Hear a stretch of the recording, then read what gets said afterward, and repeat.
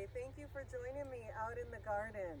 So we made it past our first cold snap of the season. We got down to the high 30s. Today we're up to 78, and then tomorrow we'll be ping-ponging back down to the 60s again.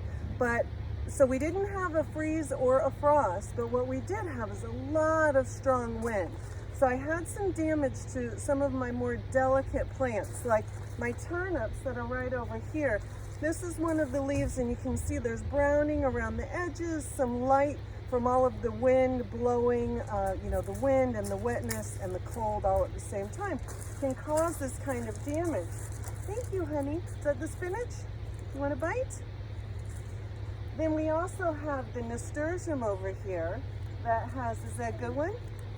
That has some wind damage. You can tell just by looking at the leaves. It could take a couple of days, up to a week to really show all of the signs of the damage. My basil has some wind damage, and it's just a browning of the leaves, and it's quite obvious because it wasn't there, before the storm occurred. So like this is from my pepper plant. It's got some browning on it. So I'm going to go through and I'm going to clean up about 50% of what was damaged, just to help encourage new growth out in the garden.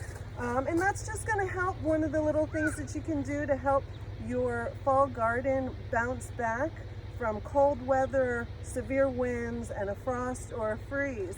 Now, the other thing you'll notice is that the broccolini and the carrots and our cold hardy veggies, it didn't even faze them. The cabbage, everything is still so happy.